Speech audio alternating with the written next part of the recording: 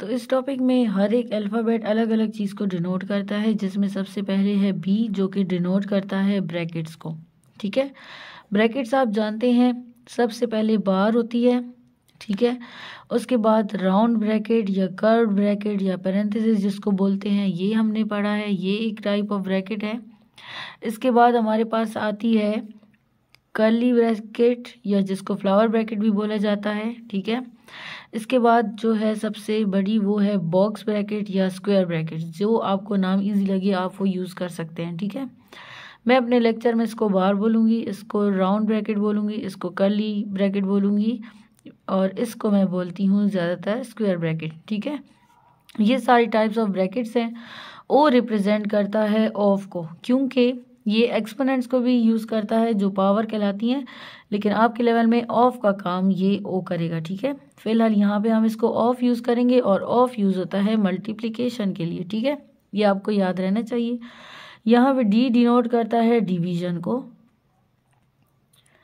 M denote करता है हमारे पास मल्टीप्लिकेशन को। ठीक है, ए डिनोट करता है एडिशन को और एस डिनोट करता है सब्ट्रैक्शन को। जिस मैथमेटिकल ऑपरेशन में ये सारी चीज़ें इकट्ठी आ जाएं, bracket, division, multiplication, subtraction, addition, उसको सॉल्व करने के पैटर्न को बोला जाता है बोर्डमास रूल। ठीक है, बोर्डमास रूल वहाँ पे हेल्प करेगा हमारी उस क्वेश्चन को सॉल्व करने की। जैसे यहाँ पे है 36 + 9 - 4 × 8 / 2। अब इस तरह के इक्वेशन में हमें क्या पता कि हमने पहले क्या करना है, हमारा आंसर ठीक हो, हमारी कैलकुलेशन ठीक हो, उसके लिए ये रूल बनाया गया है बोर्डमास रूल। इसमें सबसे पहले, क्योंकि आप यहाँ पे कोई ब्रैकेट नहीं देख रहे, सबसे पहले हमने ब्रैकेट्स देखनी होती हैं। यहाँ पे ब्रैकेट नहीं है, ये जनरल एक एग्जांपल मैं आपको दिखा रही हूँ। यहाँ पर कोई ब्रैकेट नहीं है, हमारे पास सिर्फ एक मैथमेटिकल स्टेटमेंट है जिसको हमने सॉल्व करना है। यहाँ पर आपको ब्रैकेट नज़र नहीं आ रही। उसके बाद हमारे पास है डिवीज़न, हम उसके बाद देखते हैं यहाँ पर डिवीज़न। तो जो डिवीज़न है यहाँ पर 8 / 2, हम सबसे पहले इसको सॉल्व करेंगे। ठीक है, उसके बाद हम चेक करेंगे मल्टीप्लिकेशन किधर है, तो ये जो इनको डिवाइड करके आंसर मिलेगा उसको हम 4 से मल्टीप्लाई कर देंगे। फिर हम करेंगे एडिशन। एडिशन और सब्ट्रैक्शन को हम आगे पीछे कर सकते हैं क्योंकि इससे आंसर हमारा कोई इफेक्ट नहीं होता, लेकिन हमारा जो मेन कंसर्न होता है वो डिवीजन और मल्टीप्लिकेशन का होता है। इसको हमने सीक्वेंस से पहले डिवाइड फिर मल्टीप्लाई ही करना होता है। तो किस तरह करेंगे और कैसे करेंगे मज़ीद हम इंशाल्लाह एक्सरसाइज में डिस्कस करेंगे।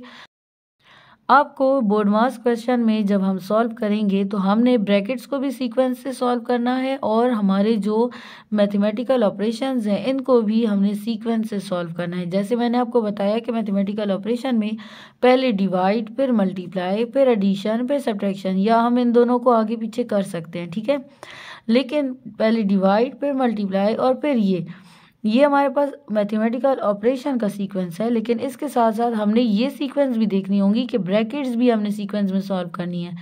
सबसे पहले क्वेश्चन में अगर आपको बार नज़र आती है, आपने बार सॉल्व करनी है, देन आप जाएंगे राउंड ब्रैकेट पे, देन आप जाएंगे फ्लावर और फिर स्क्वायर ब्रैकेट पे। लेट्स से जैसे 36 + 81 - 9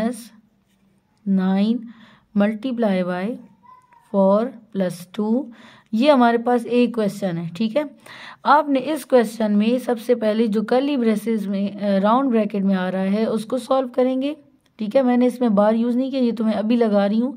सबसे पहले हम राउंड ब्रैकेट वाले को सॉल्व करेंगे, जो इसका आंसर आएगा वो हम कर्ली ब्रैकेट के साथ, उसका जो आंसर आएगा उसको स्क्वायर ब्रैकेट वाले के साथ, और लास्ट में 36 में उसको हम ऐड करेंगे।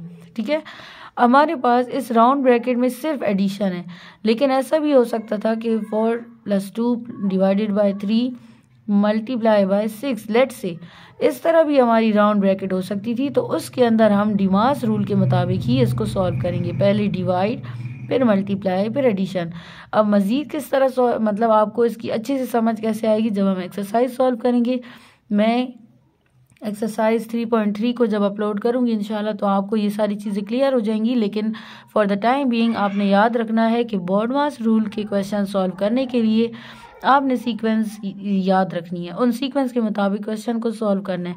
अगर सबसे पहले बी ब्रैकेट को रिप्रेजेंट करता है तो आपने देखना है क्वेश्चन में अगर ब्रैकेट है, सबसे पहले जो बार होगी उसको सॉल्व करेंगे, फिर राउंड ब्रैकेट, फिर कर्ली ब्रैकेट, फिर स्क्वायर ब्रैकेट, ठीक है।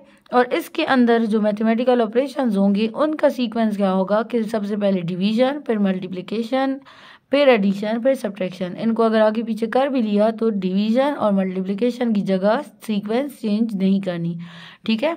इससे ज़्यादा असर नहीं होता सॉल्यूशन का, इसीलिए हम इसको मतलब इसकी हमारे पास थोड़ी सी मैं कहती हूँ स्पेस है कि हम पहले सब्ट्रैक्शन कर लें या एडिशन कर लें, लेकिन डिवीजन और मल्टीप्लिकेशन की जगह को हमने चेंज नहीं करना, पहले डिवाइड फिर मल्टीप्लाई। मैं बार बार इस चीज़ को बता रही हूँ और इस चीज़ की अच्छे से समझ आपको एक्सरसाइज में आएगी जब हम एक्सरसाइज सॉल्व करेंगे।